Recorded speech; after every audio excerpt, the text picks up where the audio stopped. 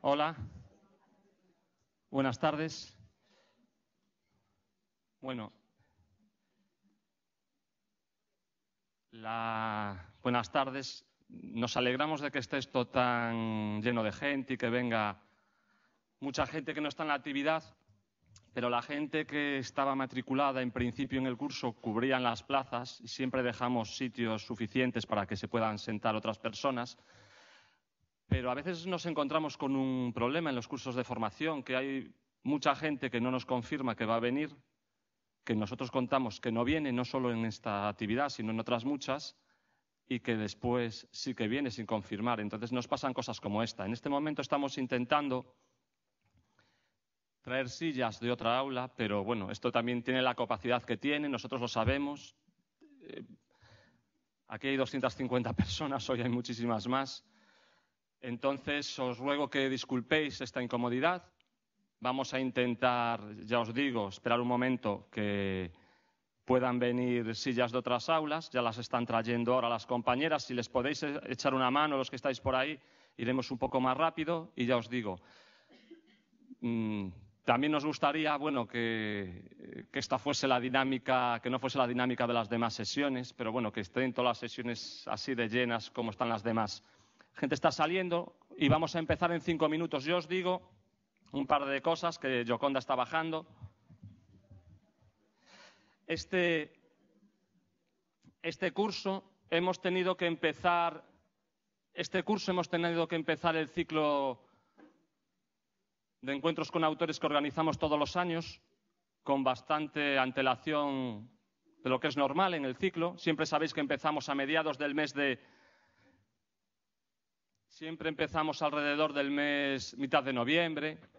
Este año empezamos el 1 de octubre. Al empezar tan temprano, pues es imposible que tengamos el programa cerrado.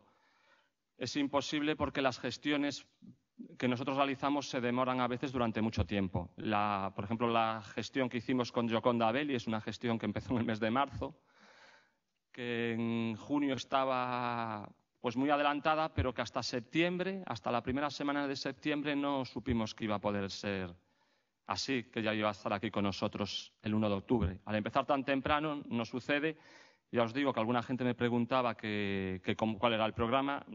Lo tenemos cerrado en un 75%. Hoy acabamos de cerrar con buenas noticias la jornada de clausura, alguien que estábamos esperando hace tiempo.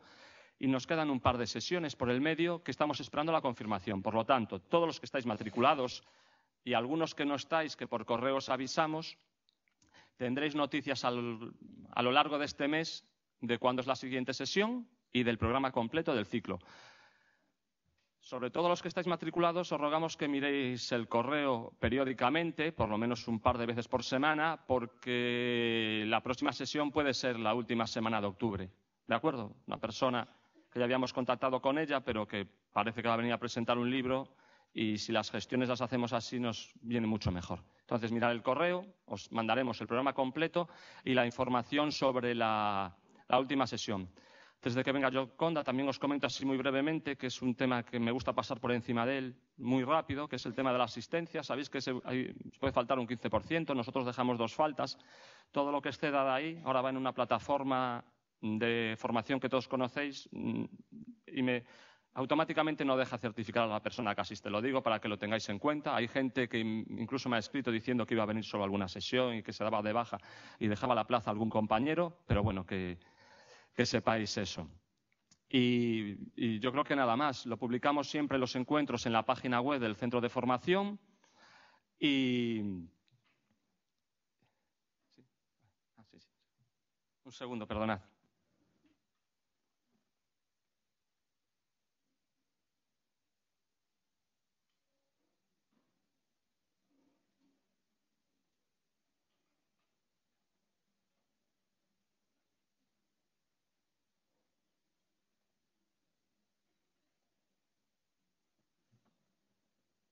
Y también me comentaban que las fotocopias se acabaron, pero se están haciendo más fotocopias. Hoy se acabó todos los sitios, las fotocopias. Bueno, estos son los riesgos que tenemos cuando traemos una autora tan conocida y tan exitosa como Yoconda Belli. Pero Las fotocopias estarán ahí a las 20 personas o así que os faltan, las tendréis al acabar la sesión. También van a estar colgadas en nuestra página web en la aplicación FProf. ¿Vale? Bueno, y ahora ya vamos a empezar.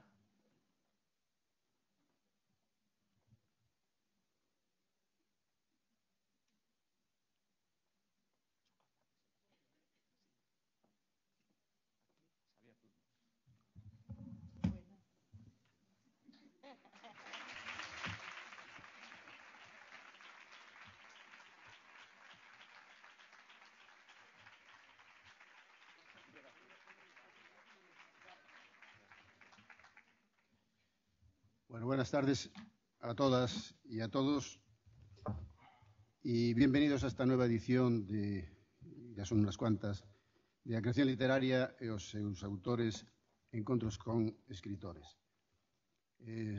Soy José Carlos Chas, el director del Centro de Formación y Recursos, y estoy anonadado por la masiva presencia de asistentes a este acto, que evidentemente venís fundamentalmente por la autora que hoy tenemos aquí entre nosotros.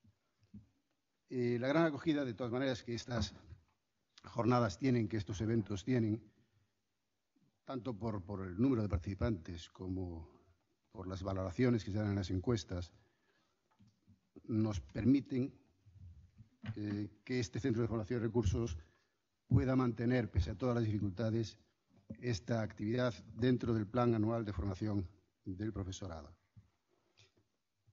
Quizá uno de los motivos de este éxito sea que, aunque la temática sea de literatura, no es realmente una actividad dirigida a un profesorado concreto, a una especialidad concreta, porque en definitiva lo más importante es lo que se deriva del encuentro con el autor o la autora que vienen invitados.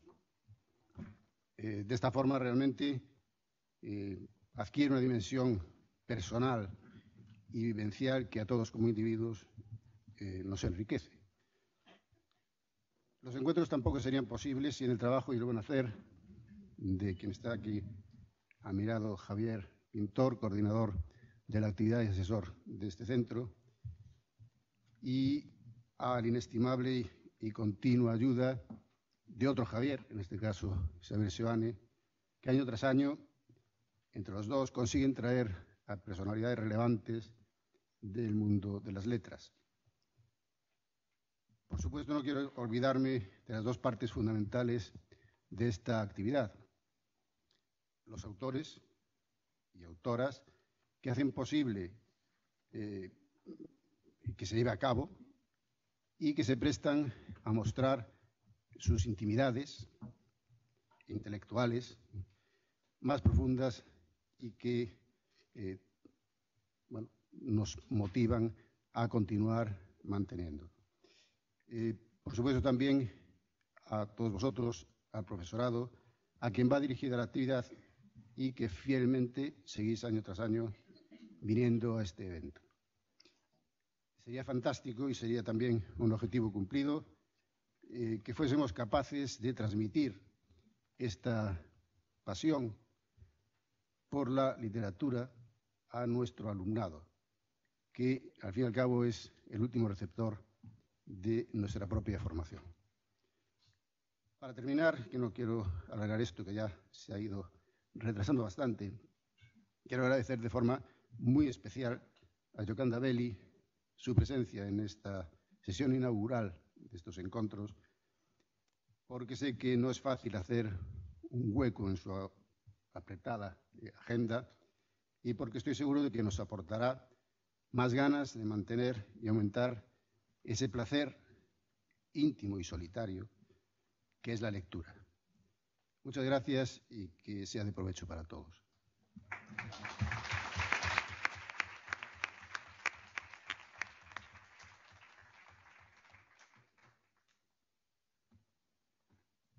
Buenas tardes. Voy a ir muy rápido haciendo la presentación de Gioconda Belli. Podríamos decir de estas veces que a Gioconda no es necesario presentarla, porque claro, nos teníamos que presentar todos nosotros antes que ella.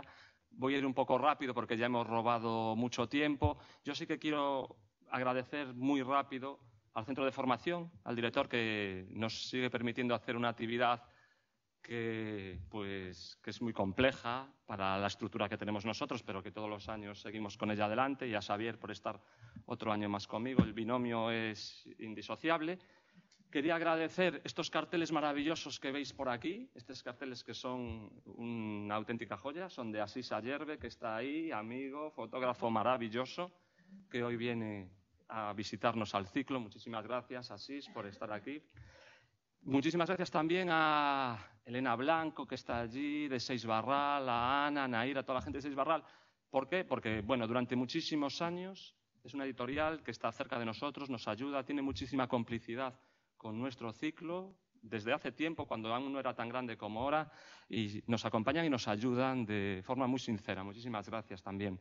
Y, lógicamente, gracias a Gioconda. Yo estaba pensando que estar aquí en la mesa, teniendo a Gioconda, pues uno ya dice, pues ya ha conseguido en este ciclo, ¿qué más podemos hacer, Xavier, no?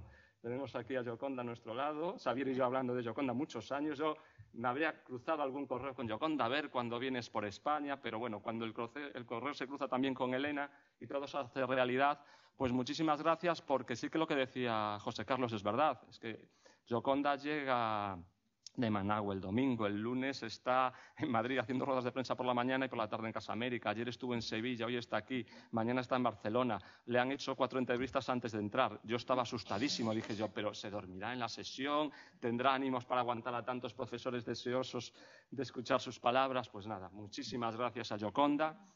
Ya sabéis todos, Gioconda, una obra de un prestigio internacional impresionante, lleno de distinciones, de premios, una obra que abarca el mundo de la poesía y de la narrativa. Su obra poética, de la que tenéis una muestra pequeña para todo lo que ha escrito y con esa inmensa calidad, es una de las grandes poetas de la actualidad, del mundo, con títulos como Sobre la grama, Línea de fuego, Mi íntima longitud, Premio Generación del 27, Línea de fuego, Premio Casa América en Cuba, Fuego soy apartado y espada puesta lejos, Premio Ciudad de Melilla, bueno, y otros muchos poemarios, ¿no? Como La avanzada juventud, etcétera.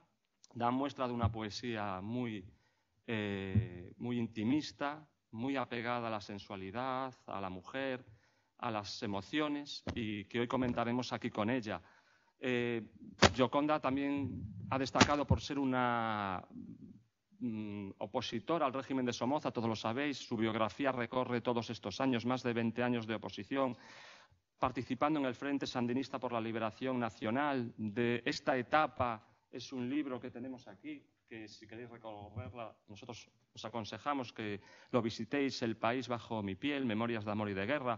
Una etapa que siempre perdurará, pero quizás ahora que está olvidada, y de la que hablaremos durante la sesión.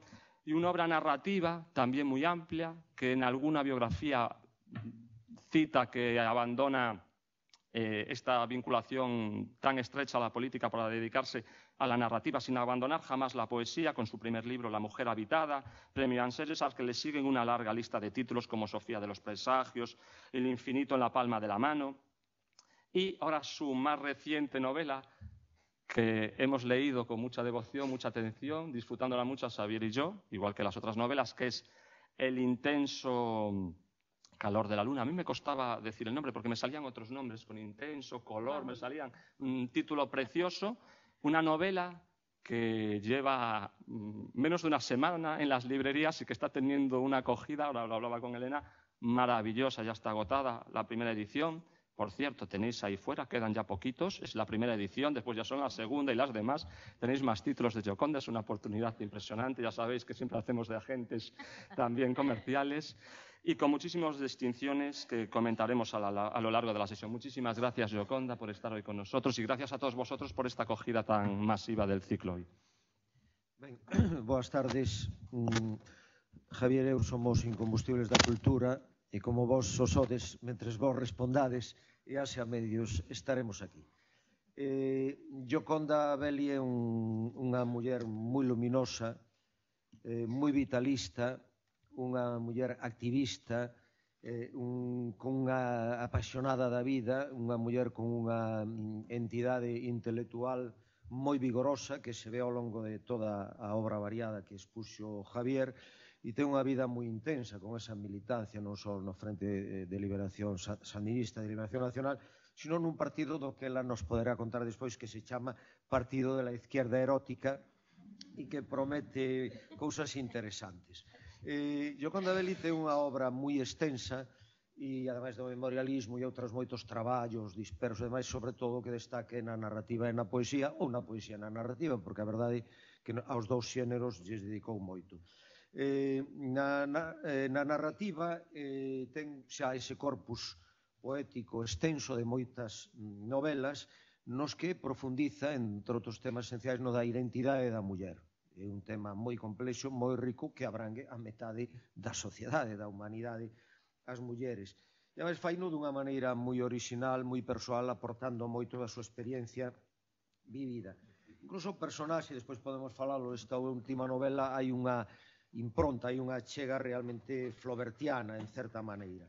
É unha muller que ten loitado moito contra todos os tabús e os fórceps que teñen comprimido ao longo de toda a historia, até moi recente, e que se resisten a ceder paso históricamente, e ten loitado moito contra todo isto. Tamén unha muller que na súa obra levanta acta da experiencia de todo o seu tempo, un tempo que ela viviu pois dramáticamente, porque o ter vivido unha guerra, unha revolución, é dicir, unha muller moi posicionada nas vivencias históricas que a realidade e a vida lle ofreceu. É unha muller moi intuitiva e moi imaginativa, e isto se nota tanto na poesía como na novela. É moi importante todo o tema de Latinoamérica na súa obra, obviamente, fundamentalmente a través da óptica de Nicaragua e desa revolución, e tamén desa frustración, ás veces, da esperanza e da ilusión que produciu a revolución, o desencanto, que logo nos contará tamén ela. Pero é unha autora moi interesante na análise da complexidade da vida, porque é moi complexa, e das xentes, da dureza, a traxedia, pero tamén a maravilla e a ledicia do vivir. Hai un punto nela epicúreo. Epicuro é un filósofo moi mal lido, pero Gioconda Belli ten a positividade de dicirnos que neste mundo non vimos a sufrir. Aquí sufrimos, pero que ese non é o objetivo da vida. Entón hai nela unha, non sei se dicilo, joie de vivre, ou un entusiasmo de vivir que se contamina a través dos seus textos e da súa propia presenza, porque é algo que ela emana. É unha crítica á súa obra da hipocrisía, dos dogmatismos, dos presuizos, e unha celebración da liberdade, da xustiza. É unha autora moi social, unha autora cunha impronta moral moi presente. E destacaría a espontaneidade, a fluidez narrativa e o uso de técnicas moi diversas en todas as súas novelas, e, sobre todo, tamén nesta, que comentaremos máis a fondo, porque está recén chegada do forno. E canto a poesía, pois claro, unha das grandes poetas de Latinoamérica. Traballa fundamentalmente o verso libre, ten incursionado e ben no poema en prosa, é unha muller moi coloquial, moi directa, unha obra moi vivida, coloquial, pero cunha riqueza de linguaxe extraordinaria. O aspecto autobiográfico está moi presente, unha autora moi lírica, pero que chega ao épico porque a súa obra acaba impregnándose de sociedade e de historia e de colectividades. A muller e o feminismo volven a estar presentes, e é unha gran poeta amorosa. Todo o que leu a súa obra considera que é unha poeta amorosa que entrará no canon da poesía amorosa da muller, que, por certo, moitas mulleres latinoamericanas son grandísimas poetas amorosas, xa desde Storni, moitísimas. O erotismo e a sensualidade son temas moi importantes na súa obra. Hai un momento que fala de papilas excitadas, e hai outro momento que fala do corpo, é dicir, un corpo sen pecado. En España, quizáis máis para mal que para ben, o corpo non foi precisamente, non tivo un protagonismo histórico, senón que máis ben foi agachado e culpabilizado realmente. Disto, por desgraza, na península sabemos moito. Ela, por exemplo, ten un momento en que di: adoremos el cuerpo, santuario inequívoco del verbo e del ser. Nestes versos tan profundos e tan militantes no bon sentido, creo que se expresa moi ben esa poética da corporalidade, da reivindicación da sensualidade, do sentir, das emocións e dos sentidos. Eu creo que tamén moi lúcida na arte a sabiduría de vivir. É unha muller moi intelixente que penetra moito na vida. De feito, ten un verso que di: la vida se alimenta de la vida. E noutro di: creemos conocernos. Pero o coñecemento que ela nos brinda non é só intelectual, non é un conocemento que o brinda, pero non é só coñecemento puro do intelectualismo ou da reflexión racional, senón que eu creo que é moi importante nela é o coñecemento a través das sensacións e das emocións. Entón, a súa obra é unha pedagogía emocional e sensitiva, sensorial, eu creo que é extraordinaria, dunha muller moi enraizada na terra, no mundo e no corpo. E incluso hai un momento, por exemplo, que di: non hai momento de máis sabiduría que el parto. Claro, isto era inconcebible antes, cando as mulleres non podían falar, pero hoxe en día que as mulleres se expresan, hai toda unha serie de emocións que os homes non poden sentir e se desvela todo un mundo. Incluso a experiencia da novela última é unha experiencia que pertence en gran parte ao que é a condición de muller como xénero e como persoa e fisiolóxica e biolóxicamente, ademais de culturalmente. E logo, claro, toda a súa poesía, como a súa narrativa, dicíamos, é moi social, moi histórica, moi política, no sentido de intervención na cidade, na polis, na historia. Tamén está moi presente o tema da globalización, obviamente, toda esa injustiza, esa perda de ideais que estamos vivindo nun momento histórico moi crítico, con moitos filos negativos. E outras das cousas, xa para terminar, que creo que ela borda moi ben, é a presenza, primeiro, da natureza e da paisaxe. Hai unha cosmicidade nela e logo tamén unha dimensión telúrica moi presente de Nicaragua, que é moi propia tamén de moitos latinoamericanos, e non só latinoamericanos.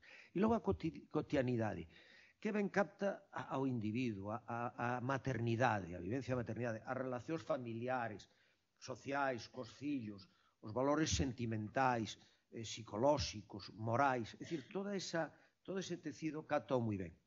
Tamén é unha autora que reflexiona metapoéticamente na súa obra sobre a poesía e sobre o que é a arte e a súa función, para que vale na historia, e na sociedade e na vida. E logo, sendo unha muller moi vitalista, é curioso que tamén hai unha beta elexía. Eu creo que sí, no sentido de que o tempo está moi presente. A vivencia intensa e lúcida da temporalidade. O tempo que nos vai creando estragos físicos, que vai matando a infancia e a mocidade, vai destruindo o pasado e, obviamente, tamén o tema da morte, que é un tema no que ainda lle preguntaba nunha entrevista onte, e, obviamente, tema que está aí para todos. Creo que a isto habería que engadirlle a importancia do seu mundo mítico e simbólico, a presenza da ironía e do humor, e ás veces incluso o bisturí do epigrama, que usa algúns textos que realmente son como epigramas penetrantes e satíricos.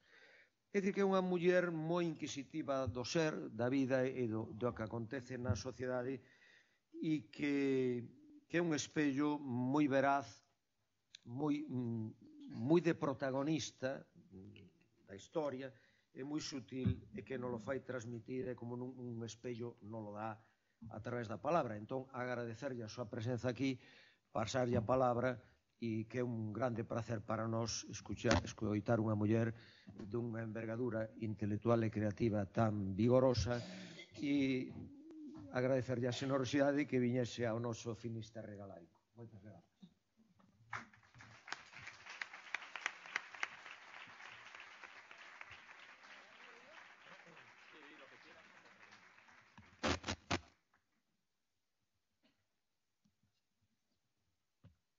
Bueno, en primer lugar, qué lindo el gallego. Uy. Sí, sí. Tiene toda esa fuerza tajante del español, ¿no? Se parece al latinoamericano. Muchísimas gracias a los dos, Javier y Xavier, por recibirme, por todas esas cosas que ha dicho. Realmente me siento muy halagada, ¿qué puedo decir? Realmente yo pienso que soy un vehículo de transmisión de ciertas pasiones y experiencias que he podido escribir, no sé ni cómo ni por qué, pero porque para mí siempre el hecho de escribir ha sido un misterio, ¿no? Yo fui una gran lectora de niña, tenía un abuelo extremadamente interesante que era autodidacta y que tenía una memoria fotográfica. Se sabía los discursos de Fidel Castro, por ejemplo, de memoria. Que eso es una hazaña, ¿verdad? Se pueden imaginar.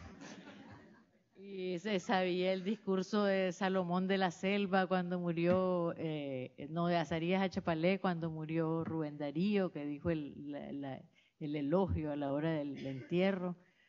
Y era un señor que tenía un profundo amor por los libros que nos transmitió a sus nietos. Cuando mis primeros libros que leí me los llevó él al mar, nosotros pasábamos unas temporadas en la playa y él se aparecía con los libros de Julio Verne. Julio Verne fue la primera persona que me hizo imaginar un mundo distinto y que me sacó de mi pequeño mundo de Nicaragua, ¿no? Y fue mi abuelo el que me llevó a Julio Verne. Y también mi abuelo, cuando cumplió 80 años, hizo una pequeña esquela que le regaló a todos sus hijos, lo juntó a todos y a todos los nietos y nos dio esta pequeña esquela que yo me aprendí de memoria y que decía: venerad el libro, santuario de la palabra que es la excelsitud del Homo sapiens. Porque como decía Castelar, ningún esfuerzo por la cultura universal se pierde. Y entonces ese dijo que esa era su herencia. Porque me comí una partecita que decía: a los griegos le llamaron al principio y al fin el alfa y el omega. Ahora que voy llegando a omega, les dejo este legado: venerar el libro, santuario de la palabra, etc. Entonces ese es mi origen. Pues yo siempre digo que mi abuelo fue el que me dio la primera pluma para mis alas, ¿no? Y que a partir de ahí es que yo tuve esa relación bien entrañable con la palabra, ¿no? Y con la palabra, con la lectura, con los cuentos. Y además tuve la suerte de que me dio hepatitis cuando tenía 9 años, que fue la enfermedad más feliz que tuve nunca, porque tenía que comer dulce y confites todo el día y estar acostada. 2 meses pasé, entonces tenía una bolsa de confites colgada de una cosa de las cortinas, solo le hacía así, me caían los confites en la boca. Y además leí como loca, porque mi papá llegaba y me llevaba libros y me llevaba enciclopedias y el Tesoro de la Juventud, no sé si se acuerdan muchos aquí de esa enciclopedia, que me la leí de punta a punta. Bueno, total, todo esto para decirles que por ahí empezó toda esta aventura, ¿no?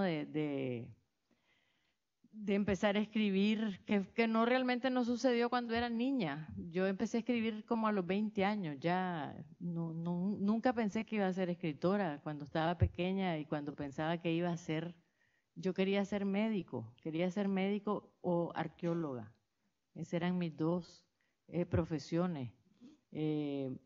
Pero una de esas cosas raras que pasan en la vida, cuando fui a trabajar, no fui médico porque mi papá dijo que era una profesión muy complicada para las mujeres y que nunca me iba a casar.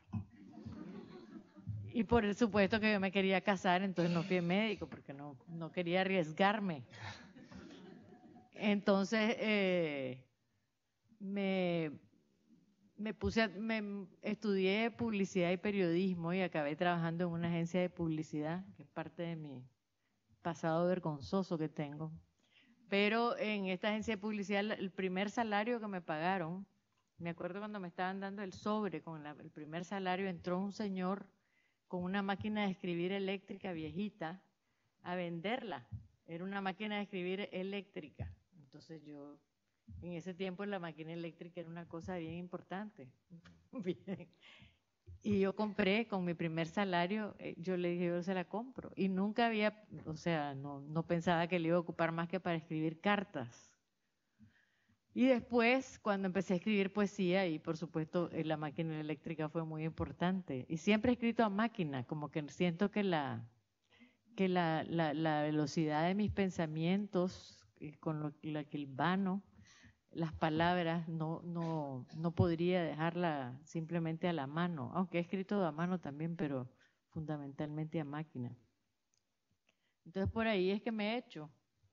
y viviendo, ¿no? Viviendo, siendo parte de un país como Nicaragua, que es un país tormentoso, bellísimo, lleno de volcanes y lagos y precisamente explosivo, pero también que tiene una cierta dulzura, ¿no? La dulzura del agua y el ardor del fuego, porque la gente es bien dulce, la gente tiene una vocación de felicidad extraordinaria y yo creo que por eso pudimos hacer esa revolución que hicimos, ¿no?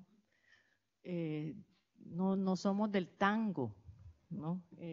Realmente la idiosincrasia nicaragüense es una idiosincrasia que cree que es capaz de hacer grandes cosas, que cree en sí misma. Y Rubén Darío incluso tiene una frase que dice, si la patria es pequeña, uno grande la sueña.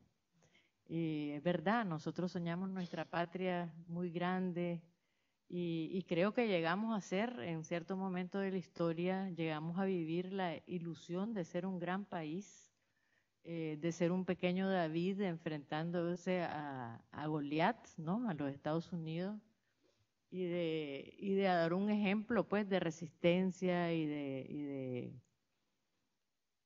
heroísmo, porque realmente esa lucha contra ese dictador fue una lucha muy heroica. Y esa experiencia para todos nosotros que vivimos eso nos marcó profundamente y nos marcó literariamente y nos marcó culturalmente, porque es muy interesante que en Centroamérica los países que han sido más dolidos y más han sufrido más políticamente, como por ejemplo el caso de Guatemala, El Salvador, Nicaragua, son los países donde el arte, donde las artes se han desarrollado más. Tenemos el caso de Costa Rica, que es muy interesante porque es el país que tiene más nivel educativo, mayor índice de o sea, ¿cómo se dice? De letrados, sí. Y sin embargo, en términos artísticos, es un país que no ha producido mucho, y los artistas que ha producido se han ido de Costa Rica, han llegado a ser artistas fuera de Costa Rica. Como que esa placidez no es conducente a la gran creación, ¿no?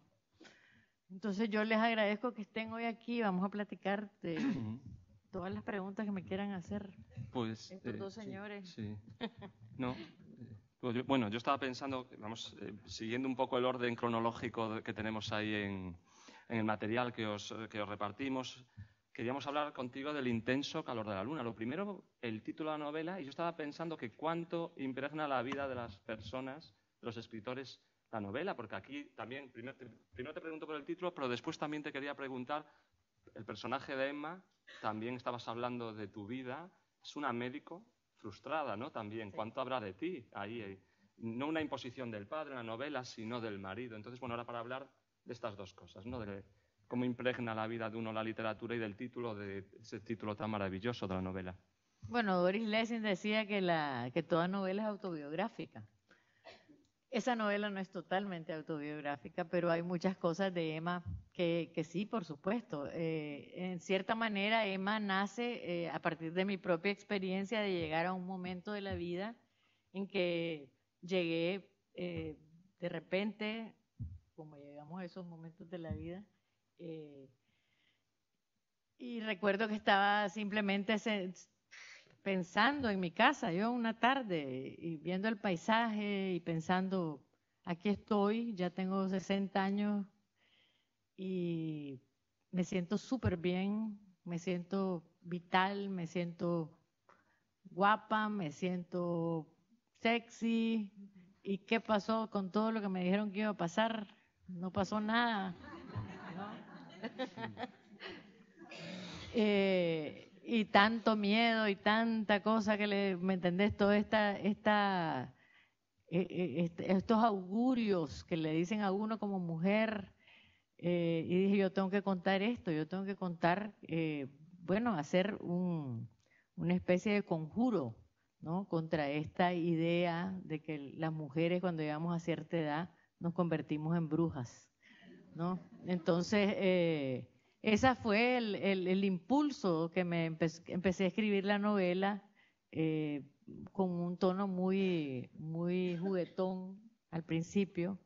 Después la novela fue cambiando, como pasa siempre, ¿no?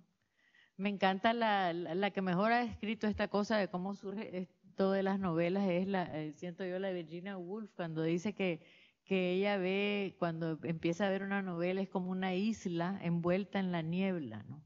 Y que empieza a construir un puente, y que solo en la medida en que el puente se va acercando a la isla, la niebla se va disipando, y ella puede empezar a ver cómo es la isla. Y eso es lo que me pasó a mí con esta novela. Empecé con una intuición, dije yo, yo sentía que había que sacar a la menopausia del closet, ¿no? Y entonces con esa intuición empecé y se me fue armando la historia.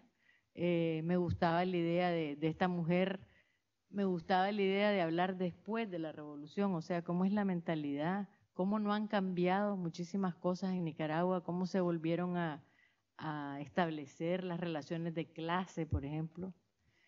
Y también inconscientemente un poco hablar de Emma Bovary, porque es un personaje tan paradigmático, interesante, y bello, pero también tan hecho por un hombre, ¿no? Emma Bovary, yo hice sin hacerlo premeditadamente una Emma hecha por una mujer. Entonces es una Emma que tiene un final mucho mejor que el que tuvo la Emma Bovary. No, es que tus personajes siempre salen mejor parados que los personajes de la historia, ¿no? Como Eva también en tu novela, sí, y tantos otros personajes. Bueno, es que las mujeres nos daban muy mal fin. Como dice la Rosario Castellanos, tiene un verso que dice: mujer que sabe latín, ni tiene marido, ni tiene buen fin.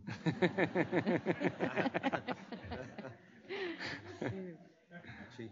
Además, claro, en esta novela que parte a raíz de esa experiencia de la menopausia, ¿no? Y ahí se empieza a construir todo, una nueva identidad confrontada con la realidad de una manera, pues, un poquito dramática, porque obviamente hay, un poquito no, dramática, porque sí, hay unas situaciones. Pero claro, por ejemplo, ahí tenemos en la página 2, ese texto inicial, es un texto que escogimos, entre otros, de la novela, que evidencia cómo era la formación de la mujer antes, ¿no? Los roles que se le demandaban y que de alguna manera pues quedaban tatuados y grabados y tenía que responder a ellos. Y realmente aquí se va a producir todo un proceso, una Bildungsroman, sin ser Bildungsroman, pero un nuevo aprendizaje de vivir y un lanzarse a la piscina de otro modelo de vida. Era plantearle esta cuestión, ¿no? Como al tirar del hilo empezó a surgir una nueva identidad, ¿no? Era comentarle esto. Sí, completamente. O sea, realmente la identidad, yo pienso que la identidad está construida, la sexualidad juega un papel fundamental en la construcción de la identidad, ¿no? Y entonces cuando te plantean que vas a llegar a un momento en que vas a perder eso y que te vas a convertir en un ser asexuado por razón de un determinismo biológico, ¿no? Donde ya no vas a ser invisible, te vas a convertir en lo que ha sido tu ser de mujer, ¿no? Va a pasar a ser invisibilizado. Yo creo que ese es una de las grandes incógnitas de la madurez y también una de las grandes angustias, ¿no? Y no nos pasa solo a las mujeres, yo creo que les pasa a los hombres también.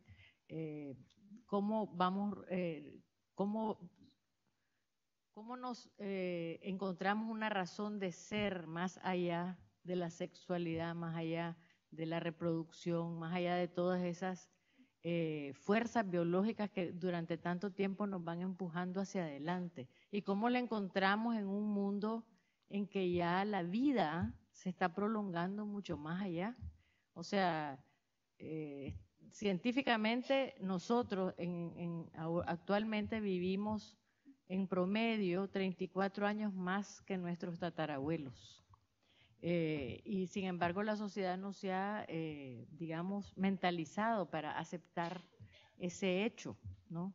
y además vivimos muy bien, comparativamente hablando. Los flagelos, digamos, de la edad han sido enfrentados, la medicina los ha podido enfrentar, no todos, por supuesto, ¿no? Pero en comparativamente hablando con nuestros tatarabuelos estamos años luz, ¿no?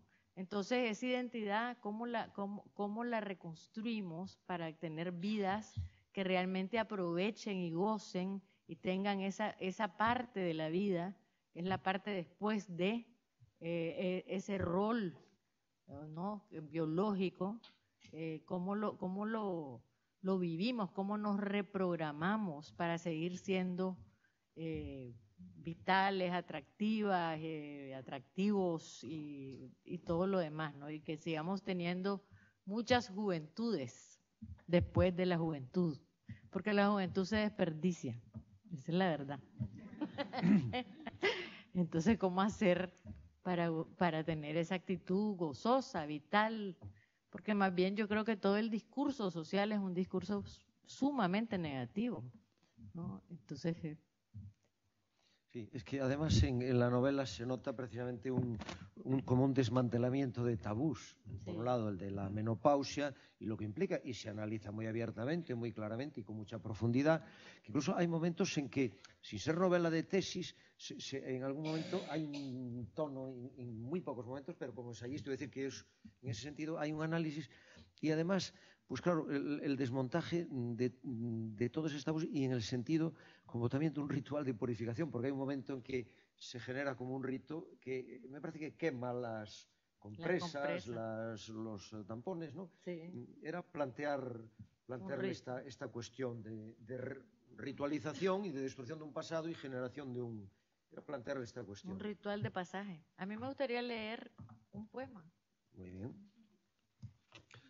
Que también ese poema es parte de lo, o sea, hay cosas que van sucediendo en la vida y que se van agregando.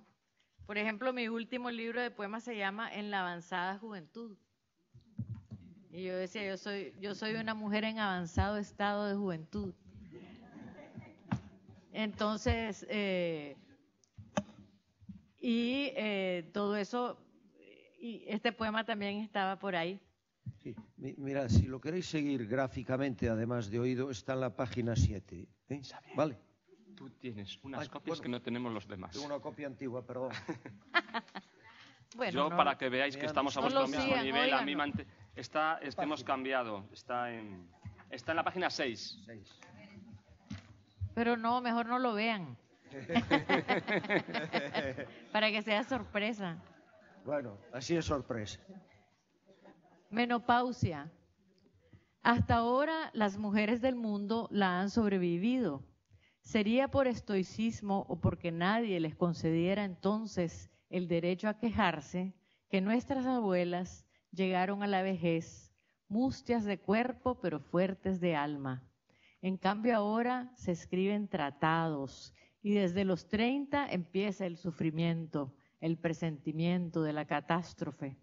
El cuerpo es mucho más que las hormonas. Menopáusica o no, una mujer sigue siendo una mujer.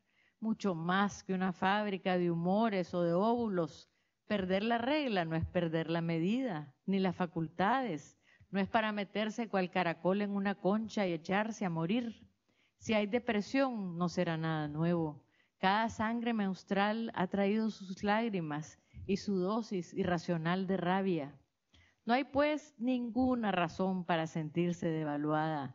Tira los tampones, las toallas sanitarias, hace una hoguera con ellas en el patio de tu casa, desnudate, baila la danza ritual de la madurez y sobreviví, como sobreviviremos todas.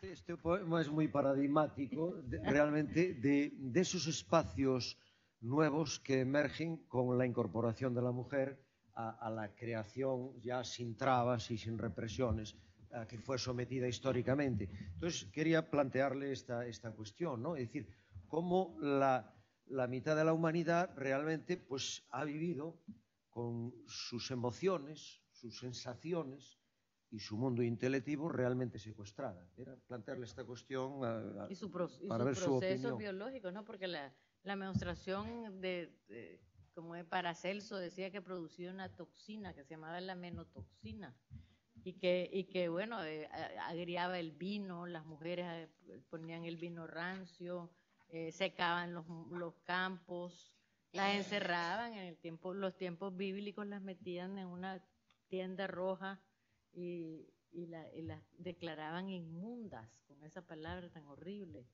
Entonces, realmente es increíble, ¿no? Y todo el secreto todavía alrededor de todos esos procesos, que todavía el día de hoy son secretos y son palabras que hay que usar con pudor y con modestia. Yo cuando empecé a escribir poesía, escribí un poema sobre la menstruación en mi primer grupo de poesía que salió en el periódico. Y fue un escándalo. Un escándalo. Esto les estoy hablando de 1970. Y yo estaba muy contenta porque pues salieron mis poemas en el periódico y entonces llegué en la casa de mi abuelo, se hacía un almuerzo familiar todos los domingos y yo llegué esperando que todos mis tíos me iban a felicitar porque había salido en el periódico todos mis poemas y fue un silencio profundo cuando yo entré y unas miradas de rencor y de represión y mi esposo, yo me había casado muy jovencita, tenía 18 años cuando me casé y mi esposo me dijo, no volvés a publicar nunca más sin que yo lea los poemas. Y yo le dije, pues no volvería a publicar nunca más, pero vos no vas a leer mis poemas. Y bueno, y lo que pasó fue que como decir, los monstruos sagrados de la literatura nicaragüense me bendijeron, como quien dice Rafael Alberti, ¿verdad? Gente así, que no era José Coronel Urtecho, los equivalentes, ¿no? Le dijeron a mis padres y a los tíos que lindo lo que yo había hecho. Entonces, por supuesto, no se iban a poner se tuvieron que quedar callados, ¿no? Y ahí entendí yo lo subversivo, que era hablar desde el punto de vista de sujeto, como sujeto de mi propia sexualidad y de mi propio cuerpo, por último. Porque yo pienso que mi poesía es erótica, pero también es erótica en un sentido de sublimar, ¿no? De hablar con belleza del cuerpo y de todas sus funciones y aceptarlas como naturales y como que no era piedra de escándalo a mi manera de ver, ¿no? Pero sí se convirtió en eso y claro, ahí yo ya sí lo convertí también en un reto, en un desafío para la propia sociedad, ¿no? Que me estaba censurando. Está pensando, mira, Yoconda, cuando se habla de tu poesía siempre se habla de que has escrito una poesía muy revolucionaria en su momento, a lo largo de tu vida, y una literatura, yo diría también que muy transgresora. Tus personajes, yo estoy pensando ahora en el personaje de Emma, es un personaje transgresor, y cuando empieza a ser transgresor es cuando empieza a vivir, ¿no? Es lo que se habla en la novela. Antes leíste tú, yo quería leer un fragmento que no está entre los que seleccionamos y que tú comentes después, un fragmento que a mí me gusta mucho y que dice mucho del sentido de la novela. Le gustaba jugar a cambiar las revoluciones de los discos, escucharlos de 45 en la velocidad más lenta de 38. Se distorsionaba la música, la voz sonaba espectral. Ella se reían las amigas que llegaban a jugar a su casa. Los long play de 38 sonaban absurdamente cómicos en 45. Se le antoja una metáfora. Así como cada melodía tenía su velocidad, cada época de la vida tenía la suya. Ella ya no era un acetato con una sola canción. Era mucha música la que había acumulado y tanta música debía tocarse a su propia velocidad. Sí, bueno, está bien claro. Esa habla vos. No, pues esa es la idea, es que eso es autobiográfico. que a mí me encantaba eso. Era un juego que yo jugaba con las amigas ¿se acuerdan los long play que les decíamos que entonces a ponerlo más rápido, que se oyera? Y esa sensación de que, bueno, ya uno no es un acetato de una canción, ¿no?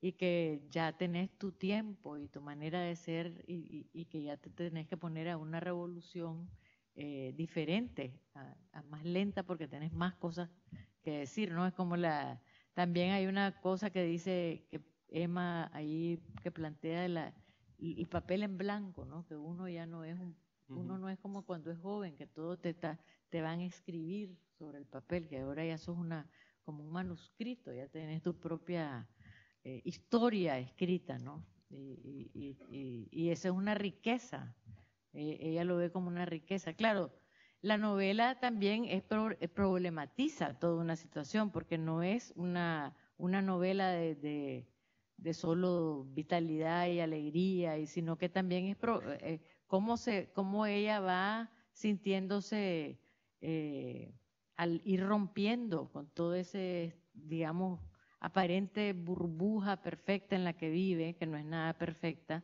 va sintiendo todas las culpas y todas los choques, ¿no? Cuando ve a sus hijos, cuando vuelve de hacer el amor por primera vez con el amante y está la hija en la casa, y entonces ella se ha olvidado de ese rol que ella tiene y de repente tiene que estacionar el coche, bajarse y pretender que no pasó nada, ¿no? Entrar y fingir que no le ha pasado nada en la vida cuando le acaba de pasar cuando acaba de transgredir, ¿no? Toda una historia de tantos años de fidelidad de no haberse planteado jamás ese tipo de cosas, porque también la novela analiza un poco el amor de las parejas que tienen mucho tiempo de estar juntas y que poco a poco se han ido distanciando sin darse cuenta, y que al final lo que queda de esa relación es una fraternidad en cierta manera, pero a menudo centrada en los hijos, ¿no? Se ha ido convirtiendo la relación en una relación de administración de los bienes del hogar y de los hijos. Y cuando los hijos se van, de repente se acaba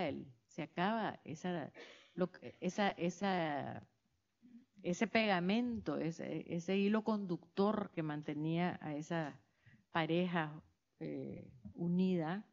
Entonces, ¿cómo es ese momento? ¿Cómo es ese momento de crisis? Que creo que son momentos que se van viviendo en la madurez, ¿no? Cuando ya vamos pasando por todas esas cosas. Y la otra gran cuestión que a mí me llamaba la atención es una señora que me dijo una vez, es que ya uno va creciendo, dice, y las emociones, ya deja de tener emociones nuevas. Ya todas las emociones uno las ha vivido. Entonces no hay emociones nuevas. Y eso es tremendo, ¿no? Entonces yo no creo eso. Yo creo que siempre hay emociones nuevas. Pero llegar a ese punto de sentir eso, Emma está precisamente tratando de que la vida no sea predecible, de poder tener una vida que no sea absolutamente predecible y encontrarse a sí misma, no solamente en la cuestión de su propio cuerpo y de reconocer su cuerpo, sino también en reconocer su vocación abandonada, ¿no? Que esa vocación como médico, que ella de repente se da cuenta que todavía que amaba eso y que de alguna manera se bloqueó para no recordar esa relación que ella tenía con esa posibilidad de ayudar a los demás y vuelve a sentir el deseo de volver a ser médico otra vez. La novela es así, muy polifónica en aspectos temáticos, y hay bastantes personajes y muy distintos, toda la problemática familiar, pero hay dos temas que también, yo creo que con mucho peso, que son, uno, ella realmente hasta ese momento casi fue señora es esposa de un médico bien instalado en el sistema, y pues con las preocupaciones de eso, de una mujer burguesa más o menos, haciendo su aerobío y sus relaciones con las amigas, pero después va a descubrir un mundo social totalmente distinto, una sociedad de clases muy dura, Nicaragua y demás. Y luego también está el tema que se cruza con ese generacional de la cuestión de la revolución. Y hay ciertos momentos en que también se reflexiona sobre la visión que tienen las nuevas generaciones de ese proceso y también los valores y la incidencia que el sistema hace sobre ellos. Era plantearle un poco estas dos cuestiones porque me parecen muy, muy interesantes. Y después, claro, de unos conflictos tan intensos y tan dramáticos como la revolución, pues realmente estos problemas se tienen que vivir muy a fondo en Nicaragua, de alguna manera. Totalmente, sí, porque bueno, en la novela es precisamente esa etapa de la post-revolución y cómo ha regresado todo una cierta estancamiento, ¿no? Social, donde ya la gente no tiene la aspiración o la movilidad social, porque además no sucede en el tiempo del gobierno neoliberal, pues no está Daniel Ortega de vuelta en el poder, no es que Daniel Ortega sea mejor que los gobiernos neoliberales, porque Daniel Ortega no está resolviendo ese problema. Pero sí, o sea, la revolución se convierte es el pasado en la novela, ¿no? Es el pasado y es un pasado por el que se siente nostalgia, en algunos casos se siente hay una capacidad analítica también, ¿no? De qué pasó. Ernesto, el muchacho, piensa, bueno, todos son iguales, los políticos, o sea, él tiene una profunda decepción. Entonces, ¿cómo se monta, cómo se vive en un país donde hubo esa esperanza y donde se acabó la esperanza, donde más bien hay un estado de desesperanza, porque es más duro todavía cuando haces una revolución, crees que todo va a cambiar y de repente no cambia y de repente la revolución fracasa, ¿no? Que fue lo que nos pasó a nosotros. Sí, incluso yo leyéndolo como ciudadano de este país, pues notaba un paralelismo que obviamente es muy distinto en todo, pero claro, todos los que vivimos aquí una dictadura también muy larga, teníamos otras expectativas de las que el presente nos está dando. Entonces notaba, con las diferencias pertinentes, históricas, sociales y demás, unas analogías en el desencanto, en la frustración y en muchas cosas que me parecían muy pertinentes. Bueno, ahí tenemos también mucha poesía y a nosotros nos gusta abusar un poquito de los autores y profundizar con ellos. Pero entonces, antes de pasar un poco, si le apetece la poesía, tenemos ahí también unos fragmentos de esta novela en la que Eva es protagonista. Entonces era un poco preguntarle, porque claro, Eva es un personaje tan polisémico, tan polivalente, tan inagotable, que era plantearle un poco esta cuestión y cómo nace esta novela y su visión, que además luego da una visión usted muy original del personaje. Era plantearle la cuestión de Eva. Sí, no, yo le quería preguntar en esa misma línea, ahondando en la pregunta de Xavier, que tú ya tienes un poemario anterior, ¿no? Que era de la costilla. De la costilla de Eva. De la costilla de Eva, ¿no? Sí. Y en alguna ocasión yo creo que firmaste con un seudónimo también. Eva Salvatierra. Eva Salvatierra. Entonces, es decir, que el mito de Eva es un mito que... me ha encantado que te ha encantado siempre. Y cuando presentabas la novela, yo leí una frase que me gustó mucho que decías, Eva, es un buen resumen a lo mejor de la novela, muy, muy simple, decías, Eva no fue la mala del paraíso. Sí. No, para mí escribir esa novela fue fantástico. La disfruté enormemente. Para mí era fundamental tratar de revertir o de hacer pensar sobre Eva, sobre lo que significa Eva en la conciencia, ¿no? Porque los paradigmas que nos ponen a las mujeres son la Virgen Santísima y Eva. O sea, y todo es una condena a la sexualidad femenina, en cierta manera, porque para llegar a ser la madre de Dios tenés que ser virgen. Y si no sos virgen y sos seductora, se acaba el paraíso terrenal. Entonces realmente es tremendo, o sea, es tremendo. Y yo quería hablar del paraíso terrenal siempre tuve siempre me pareció desde chiquita, desde que me lo contaron en el colegio, me acuerdo que me pareció injusto lo que se decía de Eva, porque yo fui feminista desde bien chiquita, porque mi mamá era bien feminista. Entonces mi mamá me educó a mí y a ella le debo muchísimo de lo que pienso de la sexualidad y todo eso, porque mi madre fue extraordinariamente avanzada para su tiempo. Y a mí me habló, por ejemplo, yo me acuerdo la charla que me dio mi mamá de cuando me explicó que mi cuerpo iba a cambiar y me iba a venir la regla, fue tan bella que yo estaba, digamos, me sentía lo más suertera del mundo porque me iba a venir la regla y porque iba a ser mujer, era ya mi cuerpo iba a estar listo para tener hijos y para ser fértil, y era una cosa. Yo salí del cuarto donde hablé con mi mamá sintiéndome muy, o sea, lamentando, sintiendo que mis pobres hermanos nunca iban a tener la regla.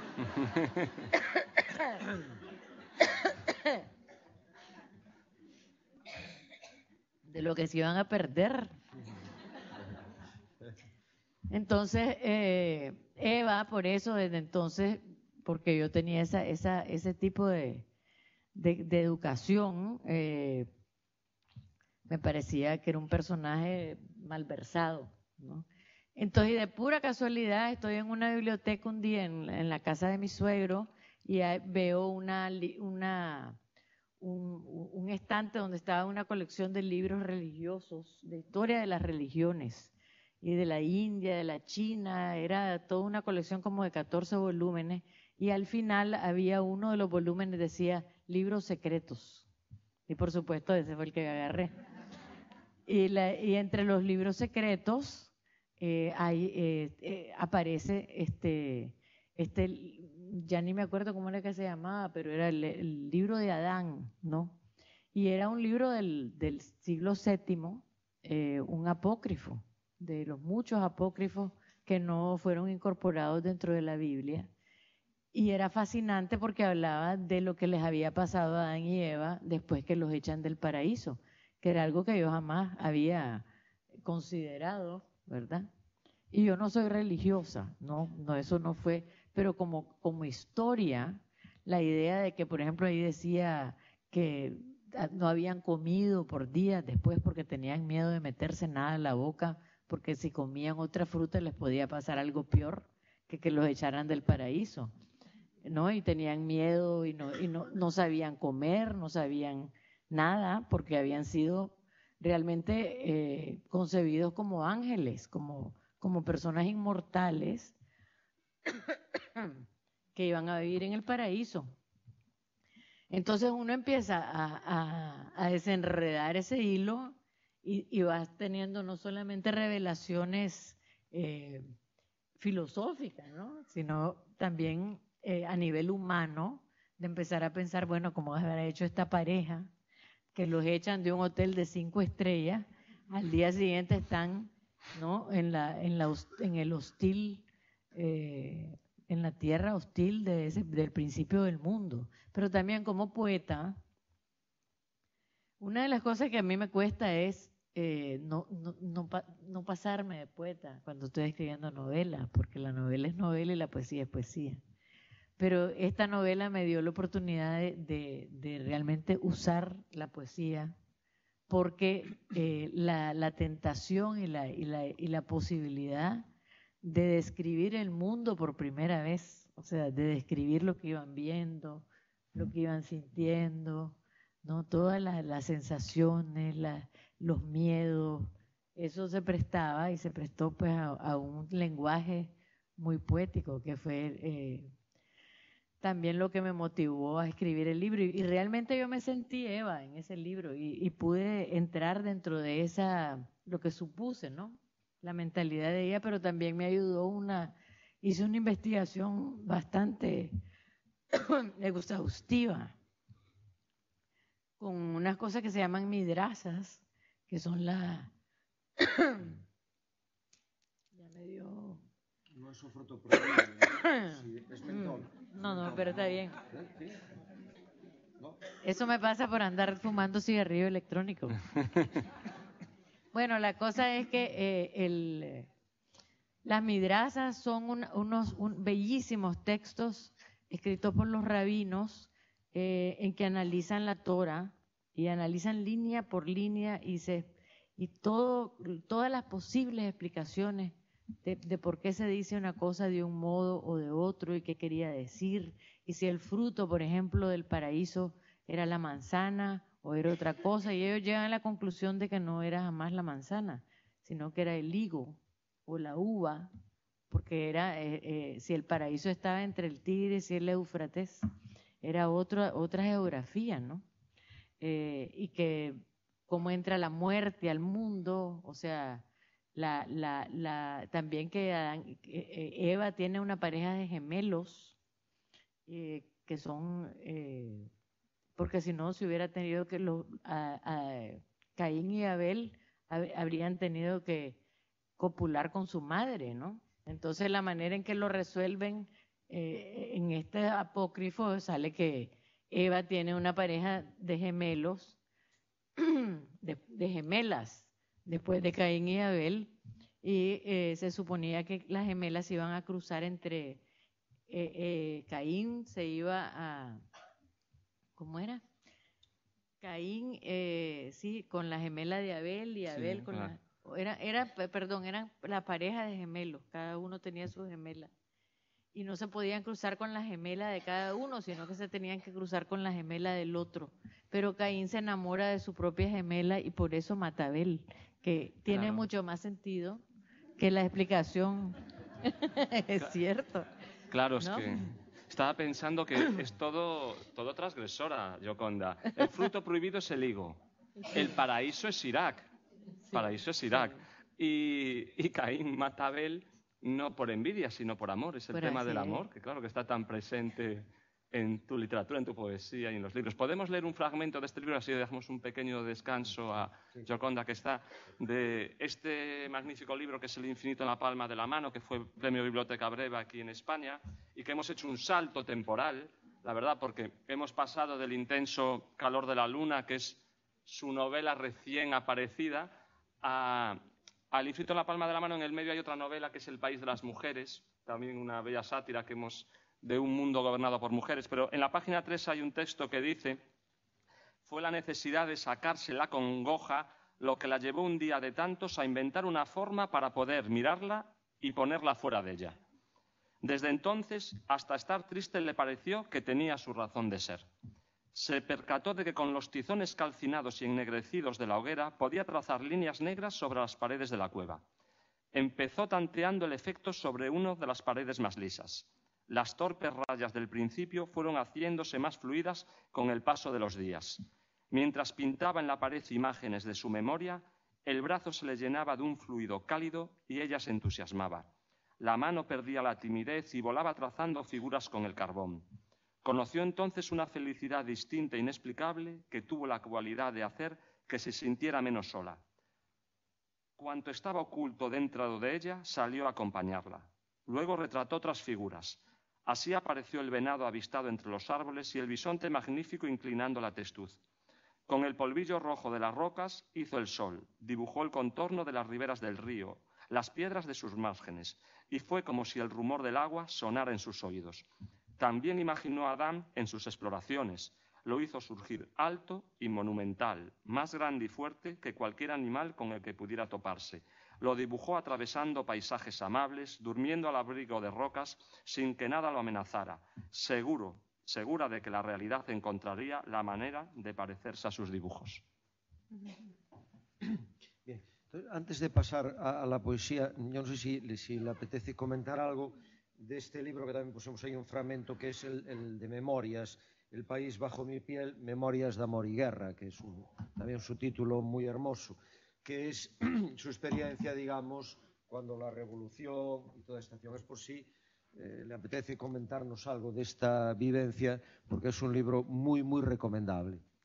Yo le preguntaría a Gioconda, en esa línea, si vas a tener alguna continuidad en estas memorias, porque claro, con una experiencia has retratado un periodo de tu vida muy concreto, ¿no? pero tu vida continúa después de eso. Entonces sería así como la segunda parte de la pregunta. Bueno, ese fue el libro más difícil que me tocó escribir. Y no fue difícil porque por la escritura misma, sino porque no tenía la magia de la novela, de la imaginación, porque yo ya sabía todo lo que iba a pasar. Entonces, cuando estoy escribiendo una novela, parte de la fascinación es que no sé lo que va a pasar. O sea, que la novela, yo sé algo, pero la novela se me va revelando y los personajes se me van haciendo y de repente aparece alguien que no estaba previsto. Entonces, la novela me sorprende constantemente. Y recuerdo cuando estaba escribiendo este libro que yo lo que hice fue cerrar los ojos, hice una lista exhaustiva de todas las cosas que recordaba, ¿no? Y después fui haciendo la selección. Y lo más difícil del mundo es seleccionar memorias, qué recuerdos se cuentan, ¿no? Para que hagan una historia, porque uno tiene que estar consciente de que vas a contar una parte de tu vida, y esa era mi idea, contar la parte de mi vida que yo consideraba era más relevante para cualquier lector, que era la parte de cómo me involucré en la revolución sandinista y qué pasó, ¿no? Como decía alguien, la memoria es una ventana sobre una vida, no es una autobiografía, ¿no? Y también porque pienso que la historia, la manera más honesta de contar la historia, es contarla sin pretender que uno es objetivo, sino contarla subjetivamente, ¿no? Entonces, pero fue una experiencia de catarsis, de compartir todo eso. De alguna manera, La mujer habitada también es un poco una suerte de memoria, ¿no? Pero esa era la memoria de la ficticia, entonces yo quise escribir la historia de verdad que había detrás de esa novela, que eran las cosas que habían sucedido, ¿no?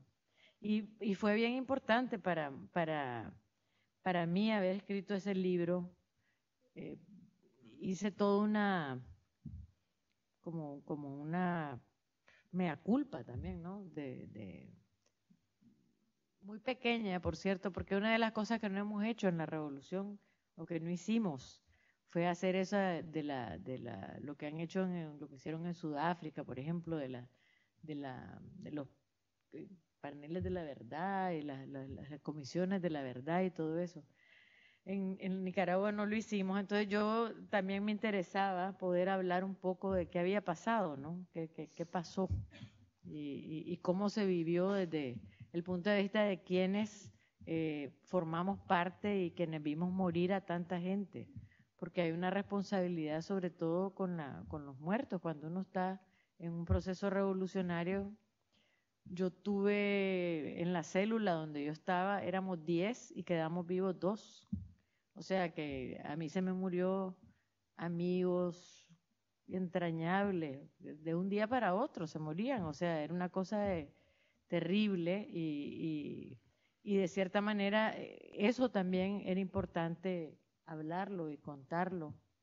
Y para mis hijos, también yo quería escribirlo para mis hijos, tengo 4 hijos y mejor dicho debería decir hijas, porque solo tengo un hijo varón, las demás son niñas. Pero bueno, yo quería que ellos supieran quién era yo, porque yo creo que los padres no sabemos, los hijos muy poco saben de nosotros, de los padres, y yo quería que ellos supieran qué había pasado en Nicaragua y qué papel habían jugado ellos también, porque ellos jugaron su papel al acompañarme en todo ese proceso, ¿no? Claro, estas memorias no sé si son el punto de arranque desde un punto de vista desmitificador del país de las mujeres, ¿no? Lo que no se llegó a hacer con la revolución, qué se pudo haber hecho, bueno, ¿no? Quizás es una forma muy desmitificadora, irónica, a veces humorística en el país de las mujeres, ¿no? Con este partido que decía Xavier, cuando empezamos, ¿no? El partido de la izquierda erótica, la necesidad de mandar a los hombres para casa, ya que lo que han hecho hasta ahora ha sido todo muy negativo, ¿no? No han triunfado. No ha triunfado ningún... No, lo que pasa es que el país de las mujeres es más allá, porque yo pienso que uno de los grandes problemas de por qué estamos en esta situación en que estamos en el mundo tiene que ver con la situación de la mujer y tiene que ver con el hecho de que la mitad de la población del mundo, con toda su potencial y su sabiduría y su capacidad de negociación y todo lo que aportamos las mujeres y la capacidad de ver lo pequeño, la vida cotidiana como un parámetro fundamental en la felicidad de los seres humanos. Eso falta en las concepciones económicas y sociales, etcétera, que se manejan en lo macro, ¿no? Que es como se piensa en la política. Entonces, la idea del país de las mujeres era tratar de decir cómo sería el mundo si pensáramos fuera de la caja, si dejáramos a las mujeres con una actitud de mujer, porque el problema es que las mujeres entran al Estado, entran al poder e inmediatamente se tienen que probar. Lo primero que tienen que probar es que son tan hombres como cualquier hombre, ¿no? Y eso es un problema, porque yo no creo que las mujeres vamos a cambiar nada si seguimos actuando dentro de con esas reglas del juego, ¿no? No se trata solamente de que las mujeres estén en el poder por estar en el poder, porque además nos cuesta mucho ese tipo de poder. Por eso las mujeres tienen problemas para estar en el poder, porque no quieren jugar con esas reglas del juego, pero no jugamos con otras. Entonces la idea de esta novela es que hay un volcán que explota y echa un tóxico en el país, y el tóxico lo que hace es que le baja los niveles de testosterona a todos los hombres. Y estas mujeres han empezado ya tenían un partido, o sea, ya habían empezado a hacer este partido que le llaman Partido de la Izquierda Erótica, solo para llamar la atención y para crear un escándalo, y porque así van a ser conocidas más rápido, ¿no? Y entonces, cuando pasa esto con los niveles de testosterona, encuentran el argumento perfecto para que los hombres se vayan a descansar. Y entonces, porque dicen, nosotros vamos a hacer este juego, lo vamos a hacer con nuestras reglas, ¿no? Y los hombres nos van a estorbar. Con solo que hay un hombre, ya crea otra dinámica. Entonces vamos a crear este poder hecho como hacemos como en la casa. Entonces todo el lenguaje de ella es un lenguaje doméstico. Vamos a limpiar el país, lo vamos a barrer, lo vamos a dejar pulido, brillante, le vamos a sacar brillo. No, era con todo, y es todo en joda, pues todo el cuento, ¿no? Esta fábula que cuentas de ese líquido, yo oí la leyenda de aquí que en la mili hace muchos años también te daban, ¿no, Xavier? Bromuro. Para la testosterona, no lo sé. Sí, era Vox Populi que daban bromuro. ¿Así? No, por lo que yo veía allí, mucho efecto no hacía. Ni en los soldados ni en la oficialidad. No vi yo. Bueno, antes de continuar, ¿queréis hacer alguna pregunta? Sí. Hay un poema en íntima multitud que dice: nos tomamos el cielo por asalto, pero qué lejos estuvimos de ser ángeles, que pronto cometimos el pecado del orgullo, hasta que la súbita e implacable espada de fuego nos cerró estrepitosamente y sin remedio las puertas del paraíso. Y termina este poema, Carlos: ojalá las hormiguitas no te lo cuenten, con estos 3 versos. Ojalá que las hormiguitas no te lo cuenten, que el fuego te arrope en su pobreza y te proteja hasta de nosotros mismos. La pregunta es sencilla: ¿qué queda de esa revolución y de ese espíritu en Nicaragua? ¿Y qué puede quedar del eco de esa revolución en el mundo que visitas cada día? Queda muchísimo, queda la historia para empezar, ¿no? La historia que vivimos cada uno de nosotros, y que contamos. Y yo creo que el pueblo tiene una actitud distinta en Nicaragua, o sea, no es la misma gente. Hubo cambios grandes, ¿no? Hay una sensación de poder que antes no existía. Y yo pienso que la historia es bien larga, que lo que pasa es que nosotros tenemos la idea de que los sueños se nos pueden cumplir en nuestro tiempo de vida. Pero este año me hicieron caballera de las artes y las letras, los franceses. Sí, sí. No me dieron caballo, pero... Pero eso me metió, empecé a estudiar lo de la Revolución Francesa, pues que lo sabía, pero no me acordaba de muchas cosas. Y realmente si uno se pone a ver la Revolución Francesa, desde que se hizo la Revolución Francesa hasta que realmente llegó la República, o sea, pasaron de la revolución que levantó semejantes expectativas en el mundo, pasaron al terror, pasaron a la reforma, pasaron a Napoleón, pasaron después a la monarquía, o sea, pasaron a tantas cosas, 80 años o 90 años pasaron hasta que Francia volvió a ser, o sea, se convirtió en una república. Y realmente yo me ponía a pensar, y hay unos escritos bellísimos de Shelley, el poeta, donde habla de la enorme desilusión y cómo la generación de él y toda la generación de ese tiempo, ¿no? Estaba tan desilusionada como nos sentimos ahora nosotros con las revoluciones. Entonces yo pienso que lo que pasa es eso, que vivimos tan corto tiempo y no vemos lo que significa el empujón que le pegamos al carro de la historia, ¿no? Pero yo soy optimista, yo tengo una profunda convicción que Nicaragua va a salir adelante de alguna manera, pero que ya lo que sí siento es que le toca a la próxima generación, que yo creo que nos aferramos mucho a creer que tenemos la respuesta, los viejos, los que hicimos la revolución. Bien, miren Cuba, pues de ahí lo que pasa en Cuba con Fidel Castro es increíble, ¿no? Que todavía ellos no han cedido ese poder, que no han podido reproducir esos valores, esos principios, eso que tanto defienden, ¿no?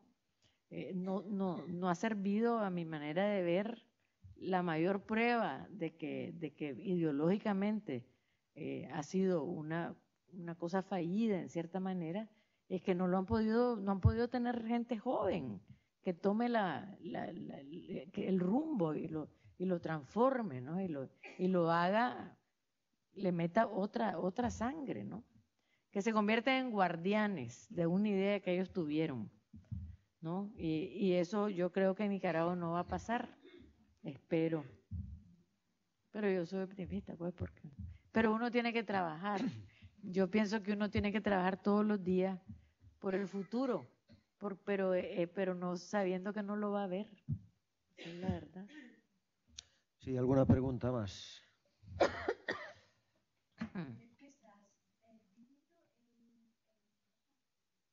No, ya no, estoy viviendo en Nicaragua. Ya volví a Nicaragua, sí, afortunadamente. Sí, bueno, la verdad que con la obra poética que tenemos delante, nos gustaría, pues, si es posible, escuchar algún poema tuyo o lo leemos nosotros, si de voz no... Es que después de leer Gustavo, ya es difícil que leamos nosotros, Xavier. Le podemos decir a Gustavo casi desde ahí que nos lea algún poema, ¿no? Pero yo quería leerles un poema. Vale, vale. Pero tal vez al final, que lea Gustavo.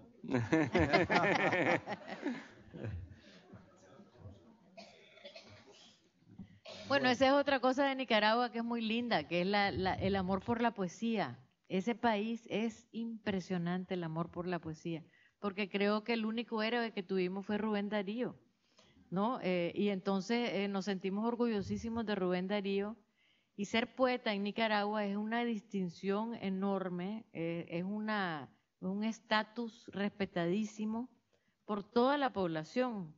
O sea, a mí me perdonan las multas los policías en la calle. En serio, yo creo que no hay país otro en el mundo donde me diga, compañera, tal vez le sirve de anécdota para uno de sus poemas. ¿No? Y sí, y había uno que me paraba y me decía, compañera, es un honor para mí pararla a usted. Eso es una maravilla. Y tenemos un festival de poesía todos los años, los invito a todos que lleguen, se van a morir. Es un festival de poesía en febrero y son horas de lectura de poesía que llegan poetas de todo el mundo. Y ustedes no saben el silencio de una plaza llena de 5.000 personas de todos los estratos sociales, ¿no? Los vendedores de chucherías, de raspados, niños, perros, todo está ahí. Y hasta los perros se quedan quietos. Y son horas de estar oyendo leer poesía. Eso es una maravilla que hay en Nicaragua. Entonces nosotros somos leer poesía es una cosa que se cultiva, ¿no? En Nicaragua. Leer en voz alta la poesía. Entonces, ¿podríamos oír algún poema suyo? Claro, por supuesto. Si me ponen a leer poesía los puedo acabar aquí. Nosotros encantados, de verdad.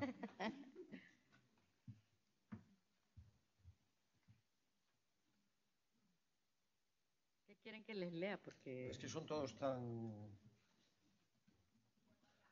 Ajá.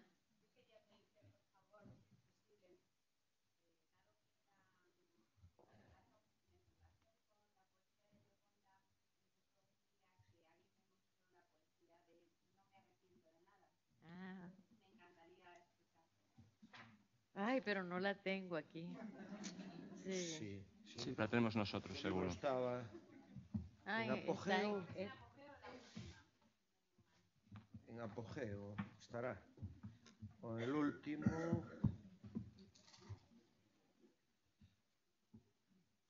Está aquí. Yo creo que está en apogeo, ¿no? Ahí está, en apogeo. ¿No? En apogeo.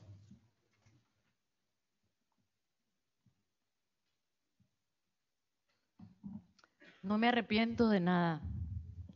Desde la mujer que soy, a veces me da por contemplar aquellas que pude haber sido. Las mujeres primorosas, hacendosas, buenas esposas, dechado de virtudes que deseara mi madre. No sé por qué la vida entera me he pasado rebelando contra ellas. Odio sus amenazas en mi cuerpo, la culpa que sus vidas impecables por extraño maleficio me inspiran. Reniego de sus buenos oficios, de los llantos a escondidas del esposo, del pudor de su desnudez bajo la planchada y almidonada ropa interior.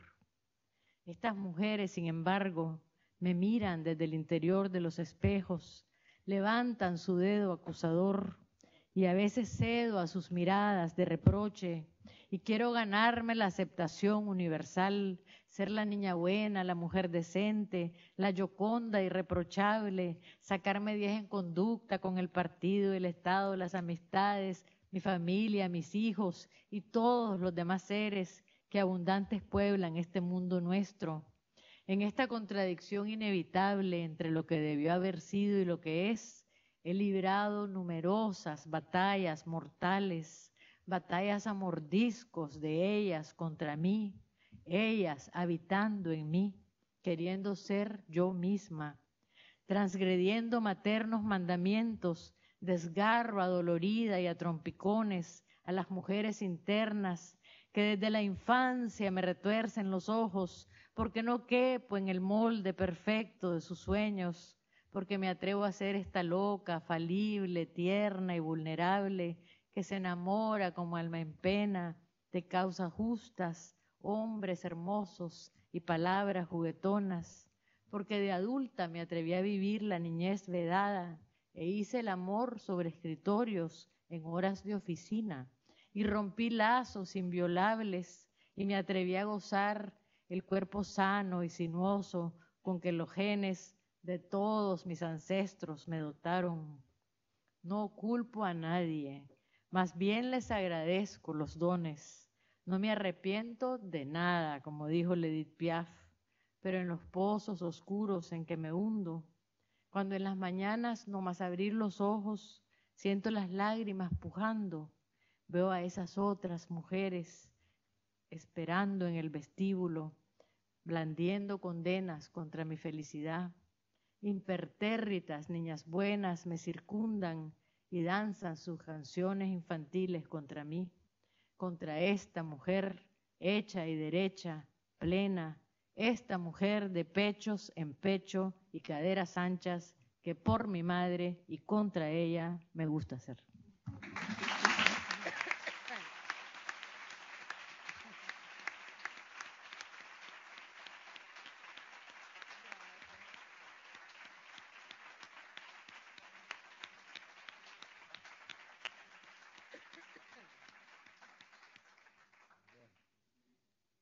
¿Hay alguna petición de poema? Con placer. A ver si le van a extender a eso, porque es medio... Esto nos recuerda aquellos tiempos A de ver la si radio está. antigua en el franquismo, Sí. cuando iba a hacer la primera comunión y se pedía aquello de la cabra Montesinos y yo soy minero, pero te agradecemos mucho que nos complazcas con la lectura de tus poemas.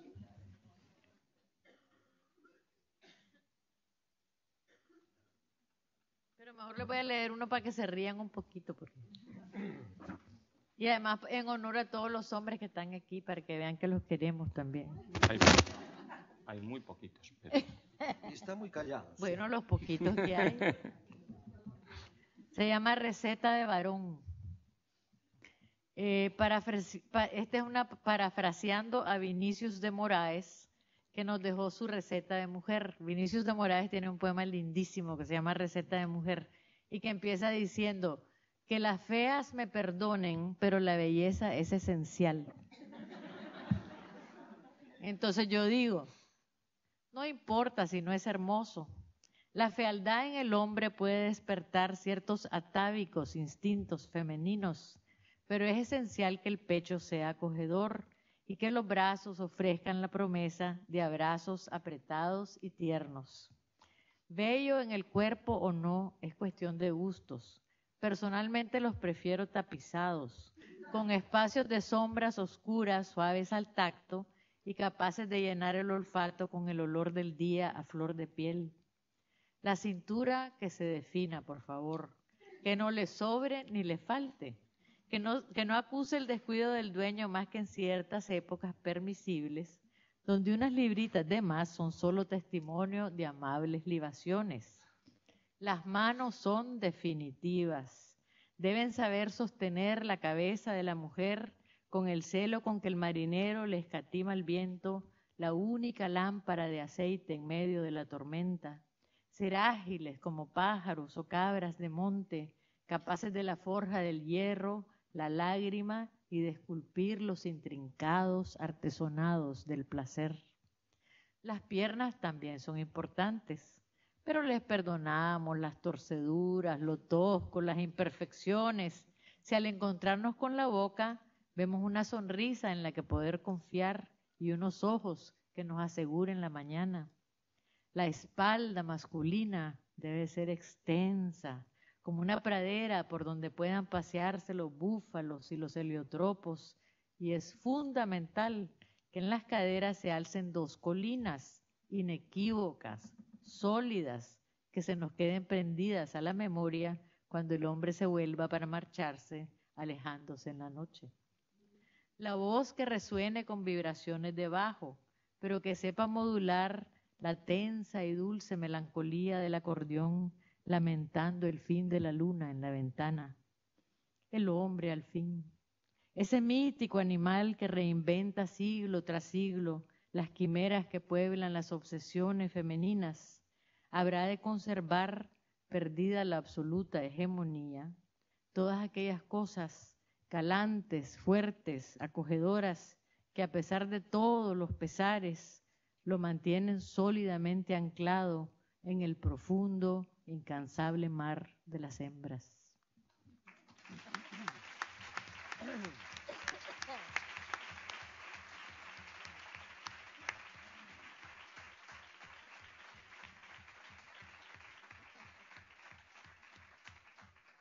verdad, dicen que la poesía no es útil, pero lo es, porque este poema a los feos nos reconcilia con la esperanza.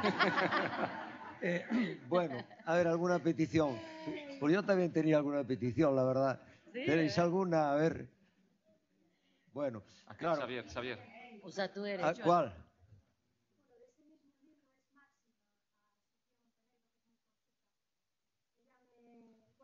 Sí, está aquí, sí.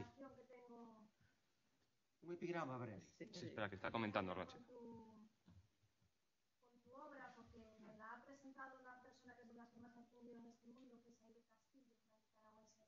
Ah, sí, claro. Muchas veces me ha traído tu obra desde allá, cuando aquí no la encontraba, y releyéndote hoy lo encontré de nuevo. En verdad os digo, no hay nada más poderoso en este mundo que una mujer. Por eso nos persiguen.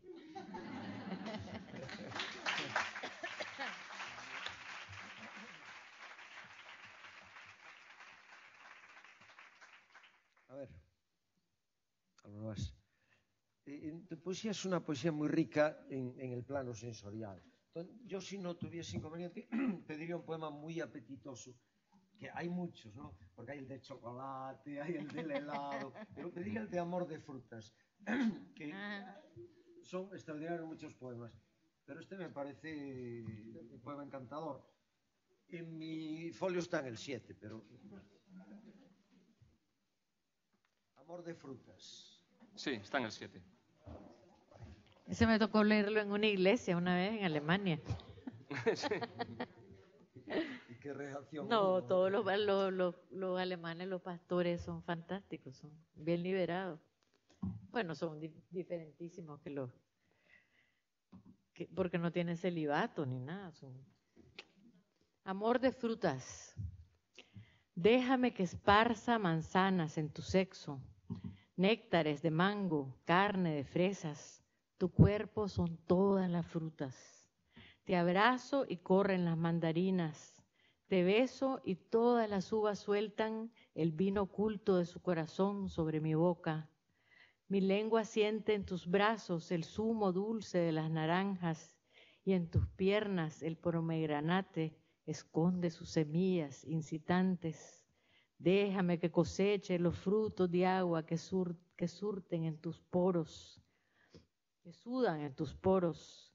Mi hombre de limones y duraznos, dame a beber fuentes de melocotones y bananos, racimos de cerezas. Tu cuerpo es el paraíso perdido, del que nunca jamás ningún Dios podrá expulsarme.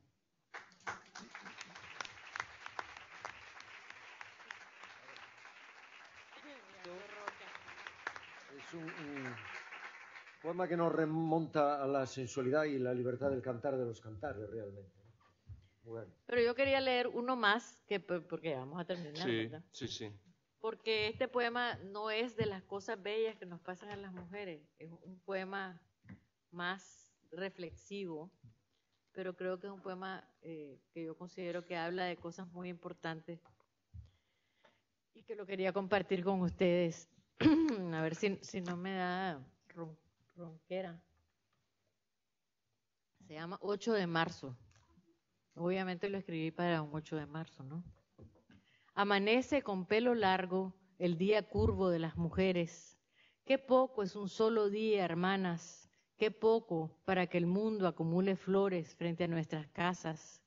De la cuna donde nacimos hasta la tumba donde dormiremos, toda la atropellada ruta de nuestras vidas deberían pavimentar de flores para celebrarnos. Que no nos hagan como a la princesa Diana, que no vio ni oyó las floridas avenidas postradas de pena de Londres. Nosotras queremos ver y oler las flores. Queremos flores de los que no se alegraron cuando nacimos hembras en vez de machos. Queremos flores de los que nos cortaron el clítoris y de los que nos vendaron los pies.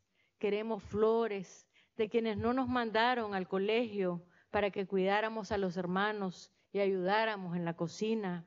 Flores del que se metió en la cama de noche y nos tapó la boca para violarnos mientras nuestra madre dormía. Queremos flores del que nos pagó menos por el trabajo más pesado y del que nos despidió cuando estábamos embarazadas. Queremos flores del que nos condenó a muerte forzándonos a parir a riesgo de nuestras vidas. Queremos flores del que se protege del mal pensamiento obligándonos al velo y a cubrirnos el cuerpo, del que nos prohíbe salir a la calle sin un hombre que nos escolte. Queremos flores de los que nos quemaron por brujas y nos encerraron por locas, flores del que nos pega, del que se emborracha, del que se bebe irredento el pago de la comida del mes. Queremos flores de las que intrigan y levantan falsos, flores de las que se ensañan contra sus hijas, sus madres y sus nueras y albergan ponzoña en su corazón para las de su mismo género. Tantas flores serían necesarias para secar los húmedos pantanos donde el agua de nuestros ojos se hace lodo, arenas movedizas tragándonos y escupiéndonos, de las que tenaces una a una resurgiremos. Amanece con pelo largo el día curvo de las mujeres. Queremos flores hoy. ¿Cuánto nos corresponde el jardín del que nos expulsaron?